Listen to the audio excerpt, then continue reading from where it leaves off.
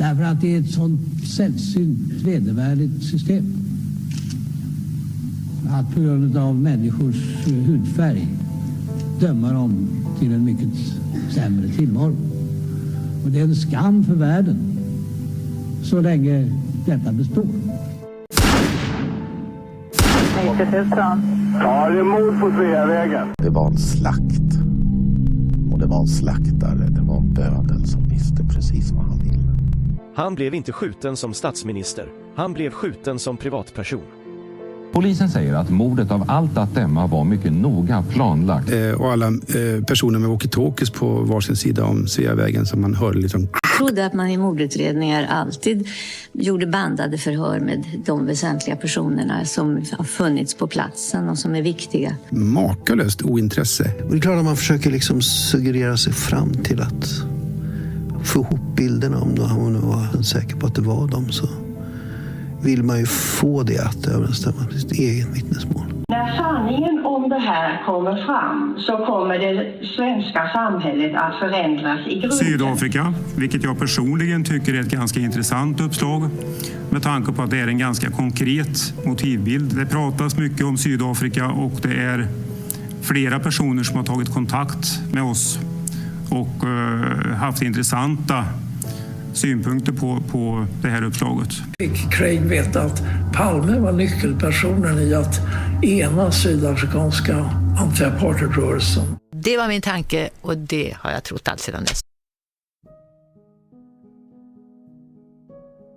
I förra delen och i tidigare delar har vi gått igenom många av de bombattentat som sydafrikanska agenter gjorde sig skyldiga till i regimens tjänst. Mönstret var tydligt i att det ofta drabbade andra personer än de var avsedda för. Vi fick reda på att det ofta var väldigt sofistikerade anordningar i teknisk apparatur eller i brev. Vi fick reda på att Dirk redan när han fick sin bomb skickad till sig var tveksam till innehållet, vilket räddade hans liv. Men tyvärr tog en annan persons liv. Precis som bomben som Craig skickade till Marius Schoen, som dödade hans fru och dotter istället för honom. Vi har också fått en bättre koll på vilka bakomliggande länder som var delaktiga i arrangemanget i Sydafrika och att väst hela tiden stöttat den sydafrikanska regimen mot kommunismen i södra Afrika och hade terrorklassat ANC. Vi vet att CIA var inblandade i att se till att Nelson Mandela fängslades och vi vet att CIA var de som byggde upp och bekostade Stay-Behin-nätverk runt om i Europa och var inblandade i olika attentat som de sedan fick försöka mörklägga. Vi fick även i förra avsnittet en lite djupare inblick i hur tufft det var för Dirk Coetzee att byta sida och bli den visselblåsare som han blev och hur det påverkade resten av hans liv. Hans viktiga bidrag kring Palmemordet, kontakten med Rian Stander och Boris, som kunde rapportera verkliga beskrivningar som dokumentärfilmare. Hur mycket det påverkade resten av Dirks liv kommer vi nog aldrig att verkligen få reda på. Men personligen kommer jag alltid ha en speciell plats i hjärtat för Dirk, Boris och Rian, för det som de gjorde 1994. Om det beror på hur jag är uppfostrad, med att om man bara berättar sanningen om vad man gjort, tar ansvar för det och står för det man gjort, så kommer man att kunna leva med sig själv. Och det har ingenting med att försöka förminska det fruktansvärda som personerna själva gjorde och var delaktiga i, nere i Sydafrika.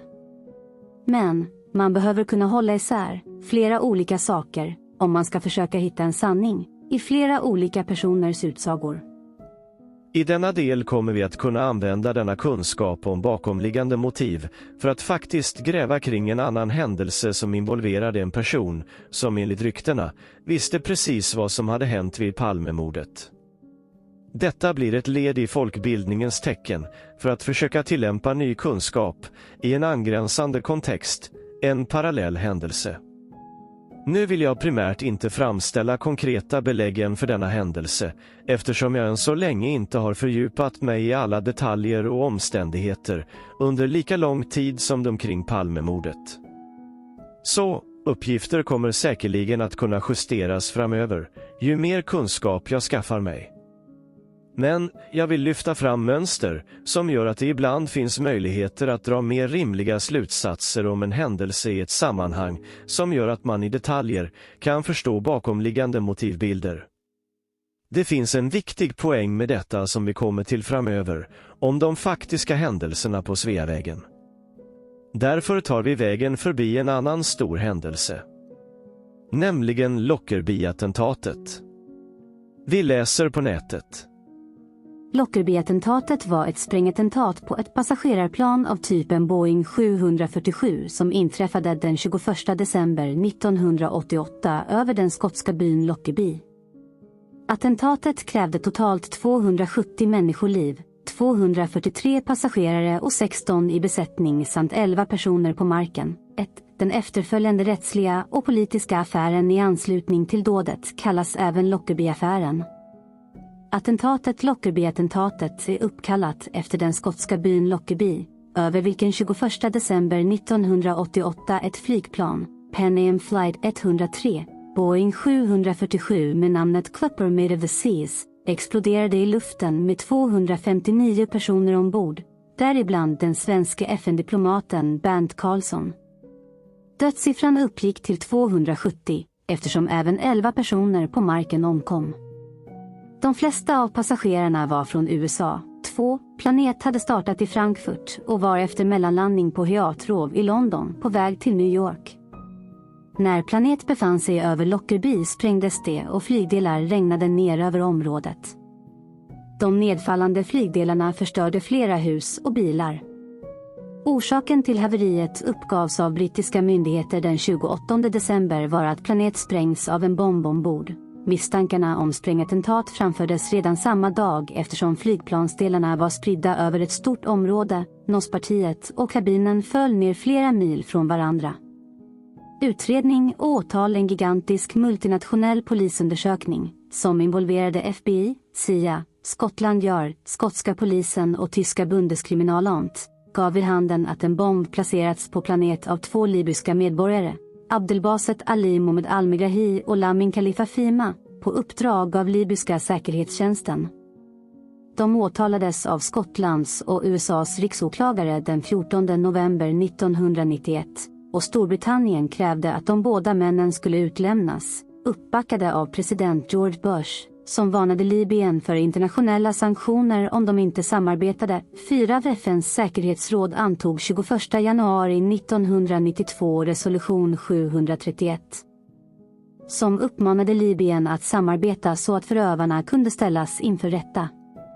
Dessa misstänktes även för sabotage mot det franska Planet UTA Flight 772 som havererade i Afrika september 1989 med förlust av 171 människoliv som följd.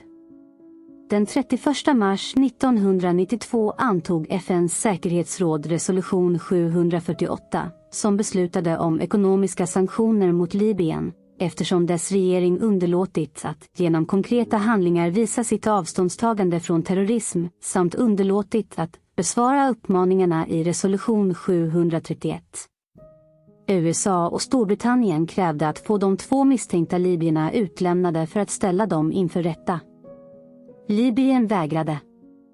I mars 1992 vände sig Libyen till internationella domstolen i Haag för att denna skulle utfärda förbud för USA och Storbritannien att med hot om våld, exempelvis genom FN, framtvinga utlämning.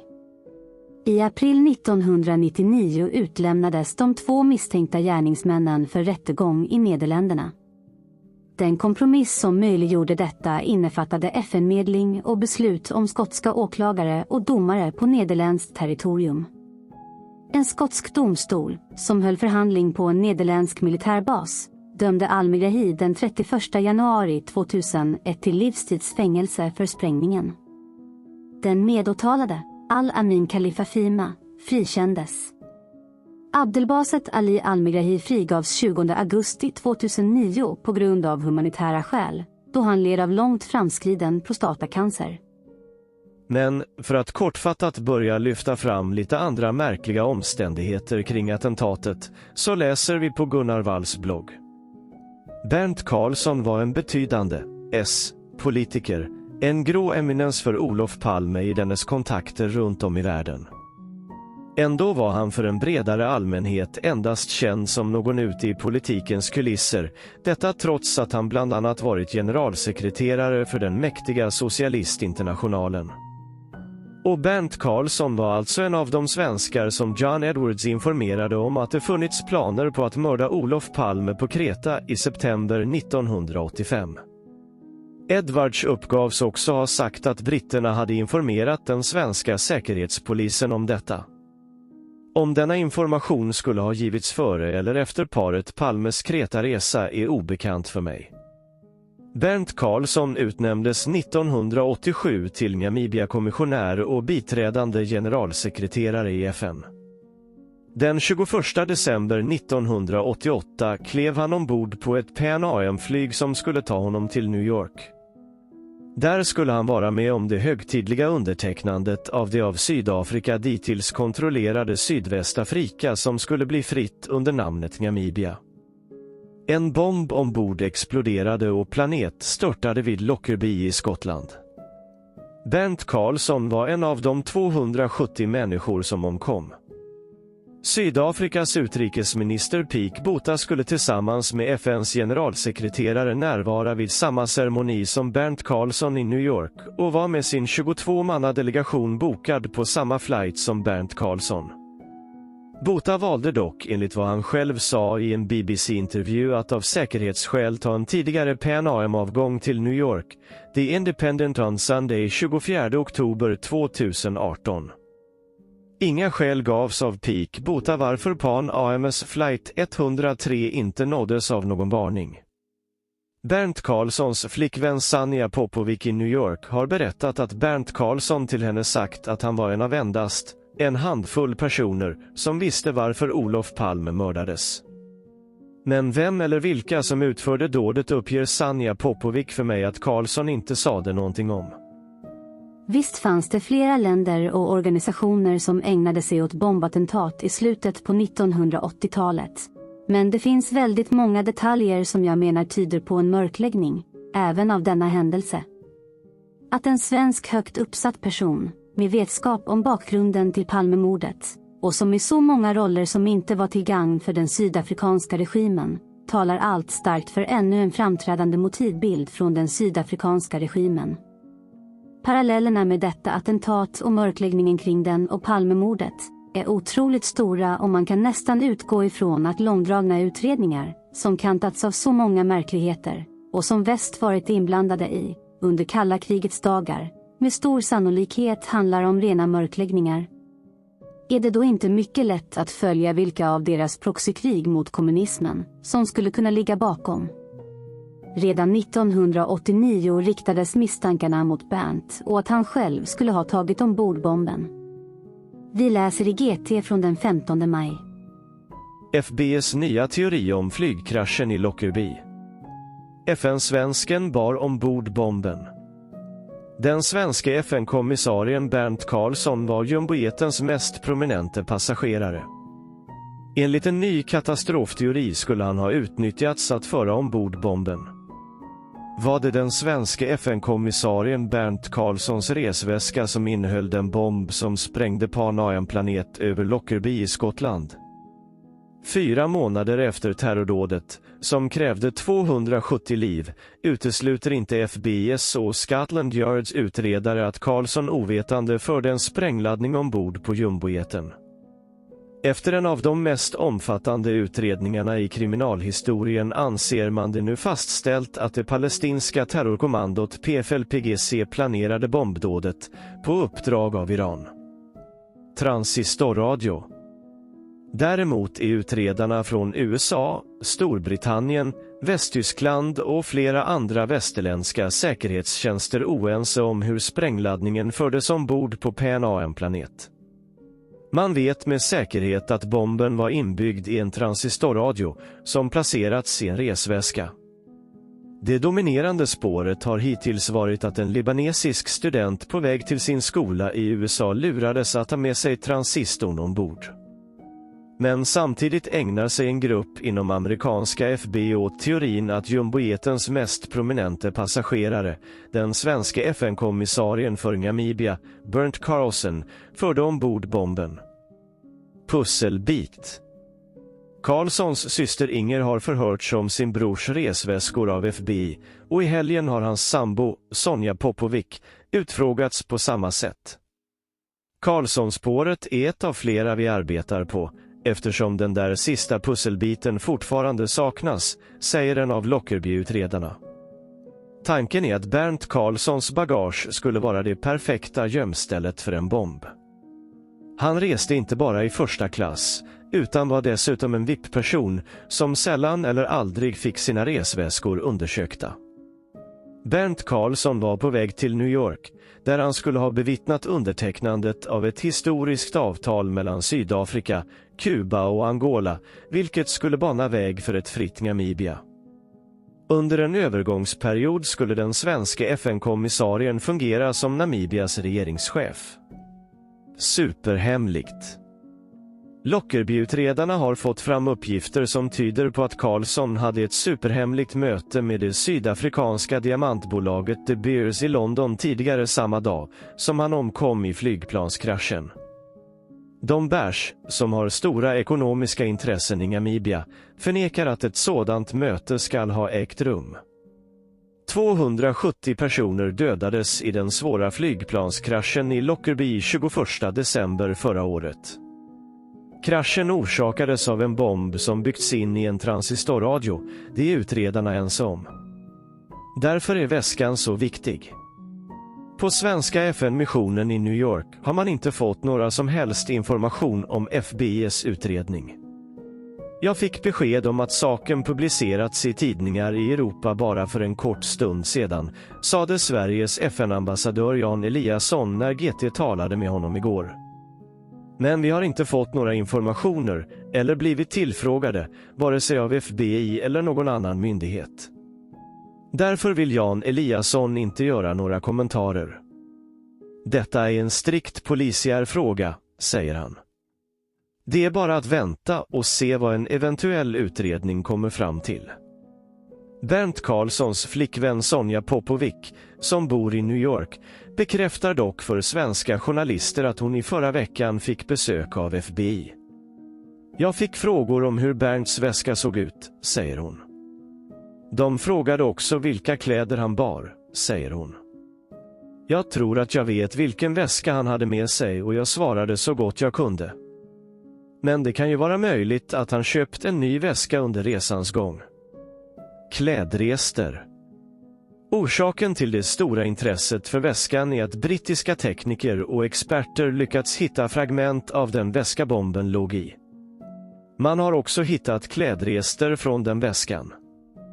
Hittar man ägaren till väskan vet man alltså vem som smugglat ombord bomben, troligen utan att själv veta om det.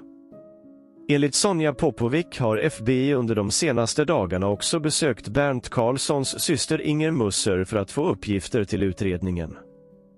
Inger Musser bor i Pennsylvania i USA. GT sökte henne igår, men lyckades inte nå henne för någon kommentar eller för att bekräfta uppgiften. För er som är bevandrade i Palmemordets pinsamma turer kring hur villospår med vapen och mordkulor har hanterats, går det att dra väldigt många slutsatser kring hur FBI nu ska försöka jaga en väska och försöka lägga skulden på Bernt själv för att ovetandes ha orsakat hela olyckan genom att packa ner en stor bandspelare i sin egen väska. Fundera verkligen på om det skulle vara rimligt för FN-diplomaten, när vi senare kommer redovisa andra omständigheter. Beläggen för att Sydafrika, och inte Libyen eller någon annan nation, ligger bakom, kommer sedan från ett mycket trovärdigt håll. Speciellt som att det dyker upp artiklar i tidningar i Europa senare, och, som inte minst bekräftas, av vår redan mediautpekade syndabock för Palmemordet, Bertil Vedin. Vi läser ett viktigt inlägg i Expressen från den 8 oktober 96. Olof Palme och Bernt Carlsson engagerade sig mot apartheidregimen. Nu skriver en österrikisk tidning att Lockerbie-katastrofen 1988 kan ha orsakats av att Bernt Carlsson skulle sprängas av sydafrikanska agenter. Sydafrika sprängde planet med svenska FN-diplomaten. FN-diplomaten Bernt Carlsson var en av 270 personer som dödades när ett Pan Am-plan sprängdes över Lockerbie i Skottland 1988. Nu hävdar flera källor att Sydafrika utförde attentatet för att bli av med svensken, som var en svuren motståndare till apartheidregimen. Nya uppgifter igår talar om att en gömd bomb i Bernt Carlssons bandspelare utlöste katastrofen i Lockerbie. I söndagens nummer av den österrikiska tidningen Kronen Zeitung publicerades en artikel där källor nära det socialdemokratiska partiet citeras angående Lockerbie-bombningen. Men Sten Andersson, utrikesminister 1988, tror inte på uppgifterna. Detta har jag aldrig hört talas om, det låter långsökt, säger han till Expressen. Enligt Kronen Zeitung var den svenske diplomaten Bernt Carlsson det egentliga målet för terroristattacken som den 21 december 1988 dödade 270 personer. En bomb ska ha placerats i svenskens bandspelare. De som placerade sprängladdningen var agenter från Sydafrikas säkerhetsstyrkor som också påstås ha mördat Olof Palme. Bomber i bandspelare var en specialitet för dödspatrullerna. Allvarliga hot. Den förre chefen Dirk Coetz, som hävdar att Olof Palme sköts av sydafrikanska agenter, var själv nära att bli ett offer när han hoppat av säkerhetstjänsten och vänt sig till ANC.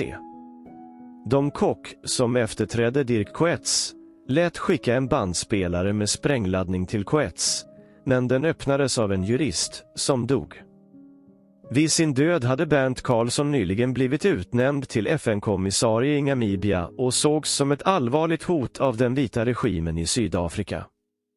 Att Bernt Carlsson kan ha varit huvudmålet för attentatet är känt sedan tidigare. I maj 1989 avslöjade den ansedda engelska tidningen Independent att den amerikanska federala polisen FBI misstänkte att någon kan ha placerat en sprängladdning i Bernt Carlssons bagage. Och i augusti 1990 skrev det italienska veckomagasinet Avvenimenti att det egentligen var dokument som Bernt Carlsson hade i sin ägo som skulle förstöras. Wedin skrev artikeln. I mars i år publicerade den lilla tidskriften Pen Magazine, som ges ut på Norra Cypern, en artikel om bland annat Lockerbie-sprängningen. Artikelförfattare var 55-årige Bert O'Wedden, som pekats ut som Palmes mördare av före detta agenter i Sydafrikas dödsskvadroner. Jag har informationer av samma slag som nu förs fram i Österrike angående Lockerbie, säger han till Expressen. Fotnot. CIA anklagar Libyen för att ligga bakom attentatet. 2 libyer, Lamen Khalifa Fima och Abdal Baset, toppar FBI:s lista över världens mest eftersökta brottslingar. Att bomber i bandspelare var en specialitet i de sydafrikanska dödspatrullerna gick vi igenom i förra avsnittet i attentatet mot Dirk Coetz. Märkligt att ingen vill utreda om Sydafrika skulle ligga bakom Lockerbie-attentatet. Kanske lika märkligt som att Sydafrika skulle ligga bakom Palmemordet. En lustig reflektion kring just Bertil Wedins uttalande om detta kan man dra när man hör färska rykten om att Jan Stocklassa visst ska börja gräva i det här fallet och visst ge ut en bok senare i år. Blir det då ännu en fiktiv bok om att högerextrema svenskar, som även låg bakom Lockerbie-attentatet? Kanske till och med Bertil Wedin, som han redan hängt ut som delaktig i Palmemordet? Eller ska nu Stocklassa försöka ge Bertil trovärdighet i hans uppgifter, när han har målat ut honom som mellanman mellan Sydafrika och högerextrema personer när det gäller Palmemordet? Stocklassa menar kanske att det var Bertil Wedin som placerade bomben ombord på flygplanet. Man kan ju verkligen hoppas på att Stocklassa inte, även denna gång, gräver fram och anklagar någon vilsen levande syndabock som sedan ska sitta och spy sin kommunisthatande propaganda i Palmemordskretsar. Som vi redan tidigare tagit upp, när Boris Ersson besökte Sydafrika och fick viktig information från Rian Stander redan 1994, så frågade alltså Boris explicit om Bertil Wedin, men Rian bara viftade bort uppgifterna. Det var precis det som Boris fick med i Kalla fakta, och förtydligade att Bertil bara blivit utpekad av media, och senare Jan Stocklassa. Så när Stocklassa målar ut honom som inblandad, vad finns det då för belägg för det? Är det kanske här vi måste gräva djupare, för att förstå om Bertil är ännu en utpekad oskyldig syndabock, och att vi då kan tolka just hans uppgifter som ännu mer trovärdiga och tillförlitliga? är det via media och Stocklassas utmålningar som vi faktiskt kan bilda oss en egen uppfattning om hur trovärdig och seriös Bertil egentligen är och hur uppgifter han bekräftar har substans. Vi får helt enkelt, i den nya tråden om Sydafrika och Lockerbie-attentatet, ta en liten fördjupning om Bertil Wedin, som egentligen inte har något med det attentatet att göra förutom att han bekräftar att Sydafrika låg bakom. Vi kommer att återkomma till Lockerbie-attentatet framöver, när vi väl säkerställt Bertils uppgifter, i den fördjupningen vi trots allt arbetar med. Men jag gör det mycket enkelt för er. Det är nämligen så att Bertil Wedin aldrig har varit inblandad i Palmemordet. Han blev anlitad av Craig för att han var journalist och var skyddad att ta hand om uppgifter, på grund av det, i samband med ett inbrott på ett ANC-kontor i London. Det handlade alltså om journalistisk information med västs godkännande. Det var den enda kopplingen. Bertil försökte hjälpa Palmeskenutredningen, men förstod att han lätt kunde bli syndabock när media i Sverige hade pekat ut honom. Vi läser lite i Expressen 30 september 96 om vad Wedin själv har för erfarenheter, och bara för en stund i artikeln helt uppmärksammar alla förminskande och smutskastande formuleringar om honom, så kommer ni bättre förstå hur mainstream media genomförde sina villospår och sin propaganda, att måla ut honom som delaktig i mordet. Det kommer också att förklara hur Stocklassa så många år efteråt gör exakt samma sak, när han i boken och i tv-serien utmålar den läskiga Wedin som något han absolut inte är. Här kan den svenska rättvisan inte nå honom. Först skäller Bertil och Wedin lika rått som sin otäcka gråvita hund. Vem är det? Vem är du? Wedin, 56, i shorts och med en kraftig påk i handen, är direkt fientlig på gatan utanför villan i en Kyrenia-förort. Han glor stint och hotfullt i taxin. Han är brunbränd, mycket vältränad, håret är snaggat, gråsprängt. Men det är ögonen, den intensiva blicken, som präglar honom. Han vill inte prata. Inte på en söndag. Han vet vad det handlar om. Han är svensken som var en av sydafrikanen Craig Williamsons agenter. Och efter mordet på Olof Palme har Wedin bedrivit en intensiv desinformationskampanj. Fast själv kallar han det inte så, och hans verksamhet är dessutom i full gång. När kan vi då ses? Jag ska titta i min almanacka. Skyll dig själv, du skulle ha ringt först. Sedan ångrar han sig. Vill duscha efter sin löprunda, komma till hotellet och dricka kaffe. Och prata, för nu påstår han att han tar kallt på misstankarna mot honom för inblandning i Palmemordet. Jag är van. Jag visste att de skulle börja nu igen, ryktena. För jag lät Kontra skriva att jag snart ska lägga fram min egen definitiva undersökning av mordet. Kontra är en högerextremistisk tidskrift. Vet inte vem White är. När jag frågar om honom om sydafrikanen Anthony White, misstänkt för att vara den som höll i mordvapnet, säger Wedin snabbt att han inte vet vem det är. Han har utrett Palmemordet i över 10 år nu. Jag är en erfaren brottsutredare och jag fick ett direkt uppdrag av Sveriges Television. Men jag har censurerats. Och inte bara jag. Regeringen och Rikspolisstyrelsen har lyckats stoppa minst 4 oberoende utredningar om mordet. Hans Holmers, som bara sopades under mattan. Sen misstankarna mot en utländsk diplomat. Och min egen, och så det hemligaste gripandet av en man första veckan efter mordet. Bertil Wedin sitter i den radiostudio han har i hemmet. Härifrån gör han program varje vecka. De sänds i den turkcypriotiska radion. Hans program, på utsökt engelska, heter Magazine North, säger han, och handlar om vetenskap, biologi. Andra, som har lyssnat, säger att de innehåller ständiga angrepp på socialdemokratin och att musiken är nordisk. Wedin säger inte att han blev agent för Sydafrika. Han säger att han anlitades av företag som abonnerade på hans tjänster som journalist.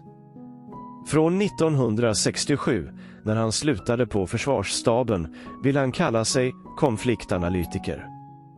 Andra kallar honom trippelagent för sydafrikanska boss, för CIA och för Säpo. Han vill gärna betona sina bravader som FN-officer i Kongo i början av 60-talet. Jag var både operativ officer och underrättelseofficer med majorsgrad. Bertil Wedin är nu trevlig. Han vill gärna framstå som en lätt nostalgisk utlandssvensk som nog trivs bäst utomlands. Hemlig agent. Efter Kongo och Cypern 1964-65 tillhörde Wedin en hemlig svensk underrättelsetjänst, inte IB som han säger. Dess uppgift var att avslöja utländsk illegal verksamhet i Sverige. Inte att rapportera vänstersympatisörer, betonar han. Han tillhörde kontraspionaget, hävdar han. Men jag kritiserades i sovjetisk press. De sa att jag kränkte den svenska neutraliteten. Och då blev min tjänst indragen av regeringen. Det hette av budgetskäl. Från 1967 jobbade Wedin för det svenska näringslivet. 1972 kartlade jag kommunistisk infiltration på Volvo på näringslivets uppdrag. Men redan 1969 hade han knutits till ett NATO-organ i Haag. Han berättar sedan om KGB-trakasserier, om hur Sovjet försökte värva honom som agent och hämnades med misshandel när han vägrade. Ibland är den hyperintelligente och hypervaksame Wedin mycket exakt, sedan blir han medvetet vag. Innan jag ens hinner fråga vad han gjorde den 28 februari 1986, så säger han: sist jag träffade Palme var nog 1975 på Anglais i Stockholm. Han hade själv bjudit in mig, det var ett pressmöte. Det var då som Pierre Schori berättade för mig att jag var den journalist som Palme avskydde mest av alla. Palmehatare, ju. Och när jag frågar Wedin varför alla som känner honom betecknat honom som en extrem Palmehatare, svarar Wedin: Palmehatare, ju. Men så extrem vet jag inte. Han är mycket hemlig med sitt eget Palme-material och gör inga utfästelser om att komma till Sverige eller öppet samarbeta med svensk polis. Jag har en plan, säger Wedin. Men här på den turkiska nordsidan av Cypern sitter han säkert. Han och familjen, engelsk fru, född på Ceylon, och 4 barn, bor här sedan 1985. Han förefaller ännu inte särskilt skakad över rykten från Sydafrika om hans anknytning eller rent av direkta inblandning i Palmemordet. Norra Cypern, erkänt som stat bara av Turkiet, saknar alla utlämningsavtal. Och Bertil Wedin är mycket känd här. Han är en farlig man, säger taxichauffören, men förklarar inte varför. Läs verkligen innehållet i denna text och försök förstå vad som är så smutsigt i den. Bertil målas ut som skällande och ifrågasättande, precis som sin hund. Han frågar vad journalisten, vem hon är. Han är fientlig, hotfull, glor och vill inte prata. Men läs sedan vad Bertil själv säger. Han vill duscha efter en löprunda och journalisten skulle ha ringt först. Vi har alltså en journalist som bara dykt på honom på gatan när han har varit ute och motionerat, som inte ens har hört av sig först. Och nu målar ut Bertil som fientlig och skällande. Vad säger det här om den sjukt egocentrerade journalisten som tror hon har all makt i världen att dyka på vem som helst, när som helst? Fattar hon inte att Bertil, som soldat och underrättelseman, kan ha otroligt många fiender i världen? Vilket till och med framkommer i hans berättelse om misshandel från KGB. Hur kan då journalisten ändå formulera sin artikel på detta sätt, innan den kommer i tryck? Det här är en smutskastning och propaganda att utmåla Bertil felaktigt och anklagande. Märk väl, när Bertil väl får duscha, så möter han upp på ett hotell och kaffe. Precis som Bertil ställde upp i de smutsiga intervjuer som Stocklassa gjorde med honom. Flera gånger antyder journalisten att Bertil tar allt för lätt på anklagelserna om att han skulle vara inblandad i Palmemordet. Men är det kanske inte så konstigt, när han är helt oskyldig? Och vet det själv. Han säger ju själv att han ägnat mer än 10 år att utreda Palmemordet själv. Skulle inte det vara en bra signal till att han inte är inblandad? Kanske. Att han inte ens vet vem Anthony White är såklart mycket talade för att Bertil inte hade speciellt bra koll på vilka de inblandade verkligen var. Men det säger samtidigt otroligt mycket om hur lite han hade med Sydafrika att göra. Precis som han säger blev han bara anlitad som journalist av Craig. Det ska ha handlat om att föra ut stulna dokument från England i samband med ett inbrott. Sedan fortsätter journalisten med att sätta citationstecken kring flera av de saker som Bertil säger, bara för att förminska och misstänkliggöra det han säger. Journalisten smutskastar vidare och förminskar Bertils egna utsagor med att han vill framstå som trevlig, han hävdar saker. Hela tiden vävs uppgifter av andra in som att Bertil är trippelagent, taxichauffören tycker han är farlig, Bertil angriper Socialdemokraterna i radiokanalen, och musiken är nordisk. Det räcker väl med att Bertil vet om en väldigt liten del av allt som Arnold Sundqvist berättade om hur Palme Bulvan sålde vapen till Iran, via Malaysia, för att förstå vad Bertil kan ha känt till om Palme, vid tiden för mordet. Han samarbetade med både ett NATO-organ och CIA. Men i Bertils egna ord blir det tydliga belägg för mörkläggningen av Palmemordet. Han har alltså fått uppdrag av Statstelevisionen, som vi redan vet vilken sida den befinner sig på. Han vet att han och andra har blivit censurerade av regeringen och Rikspolisstyrelsen. Självklart är Bertil ett otroligt stort hot för regeringen, Palmeskenutredningen och mörkläggande media, med sin enorma erfarenhet och arbete för olika länder och organisationer, speciellt som han håller på med en egen Palmemordsutredning som skulle kunna avslöja mörkläggningen. Fattar ni verkligen inte varför Bertil målas ut som han gör? Det är precis detta som också blir belägg för mörkläggningen. Till och med hans kommunist- och Palmehat passade såklart inte alls in i Sveriges dubbelspel när vi skulle låtsas närma oss Sovjet för att kunna spionera för västs räkning. Allt blir ju hur enkelt som helst att tolka när man väl förstår Palmes dubbelspel i världspolitiken.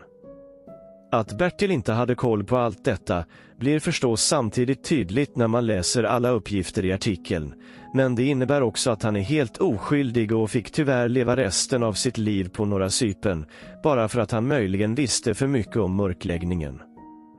Hoppas ni kan dra paralleller till detta, när ni även tolkar Stocklassas anklaganden mot Bertil Vedin i uppgifter som han från början plockade från en hatare av allt högerextremt. Klart att de vill att Bertil ska vara med i denna soppa då. Som Bertil Vedin själv formulerade, i ett annat sammanhang, när han själv inser att han blir anklagad och indragen i Palmemordet, oavsett vilket spår det gäller i Palmeskenutredningen. Vilket verkligen lyfter fram tunga belägg för medias inblandning i att hänga ut denna oskyldiga svenska soldat, som egentligen stod på västs sida i hela sin karriär, och borde ha skyddats lika mycket som alla andra högerextrema poliser. Alla borde bara inse detta, när man tidigt offrade Bertil som oskyldig syndabock mycket tidigare, bara för han var en svensk, med en mycket tunn och kort koppling till Craig och Sydafrika, trots allt annat han bidragit med i svensk tjänst. Vi läser i Expressen från den 2 oktober 1996. Försökt kontakta polisen. Sedan mordet på Olof Palme har Bertil Vedins namn dykt upp ett flertal gånger i utredningen, eller snarare utanför utredningen, genom journalisters och privatspanares försorg. Som han själv säger: när det var PKK var det jag som hade spritt uppgifterna, som desinformation. När det var CIA som låg bakom var jag agent för dem, när det var Säpo var jag deras man. Men det är kanske inte så konstig. Den före detta officeraren vid armestaben, FN-soldaten, underrättelsemannen, mest i privat regi, enligt honom själv, och journalisten Bertil Vedin gör ingenting för att ge intryck av att vara en vanlig person. Första gången jag flög till England var det på ett plan med Luftwaffe. Då arbetade jag för NATO med att kartlägga sovjetisk infiltration i Skandinavien, berättar han och skrattar till. Förstå att Bertil Vedin har blivit otroligt uthängd i media för hans arbete med Sydafrika. Men man måste då förstå att han arbetade lika mycket för väst, som också stöttade Sydafrika. Han var tvungen att hålla sig på norra Cypern resten av sitt liv, bara för att svenska myndigheter och politiker mörklade sanningen bakom Palmemordet. Men, framförallt, att svenska journalister och media utsåg Bertil till hackkyckling i Palmemordet, som oavsett spår, hittade en koppling till Bertil. Själv ville han bara hjälpa Palmeskenutredningen, men de var inte intresserade. Även detta livsöde ska, och förhoppningsvis kommer, Sverige att behöva skämmas ordentligt för, när väl sanningen kommer fram. Det inkluderar Jan Stocklassa, som offentligt ska ge Bertil upprättelse för att han har hängt ut honom. Det kan han få ta med i sin bok om Lockerbie-attentatet, samtidigt som han ger bort boken gratis, efter allt han ställt till med. Han har väl inte mage att ta ytterligare betalt för att producera villospår, som alla andra. Så när Bertil Vedin stämmer in att Sydafrika låg bakom Lockerbie-attentatet, så är det så. Så enkelt är det. Det är lika mycket trovärdighet, rimlighet, fakta och sanning i det, som när vittnet Anna Hage säger att hon var först framme vid paret Palme efter skotten på Sveavägen. Då är det så. Man behöver inte fundera mer över det. I denna video har vi lyft på locket till en annan västerländsk mörkläggning, där vi fick möjlighet att uppmärksamma att en utpekad syndabock för Palmemordet, den som media har pekat ut, aldrig någon i Sydafrika som Boris så förtjänstfullt tog reda på redan under 1994, egentligen är en trovärdig person att lyfta in uppgifter ifrån i sammanhanget. Det blir då viktigt att reda ut varför Bertils uppgifter är så trovärdiga, när man väl förstår att han själv blivit utmålad, egentligen bara för att han möjligen kunde avslöja mörkläggningen, när regeringen redan dragit in hans tjänst, för att han kränkte den svenska neutraliteten när Palme och Socialdemokraterna närmade sig Sovjet. Vi låter alla fundera lite på vad Lockerbie-attentatet egentligen har med Palmemordet att göra, när vi nästa vecka fördjupar oss i litteraturen runt katastrofen och den sydafrikanska kopplingen till den. Försök att hela tiden se parallellerna mellan de olika händelserna.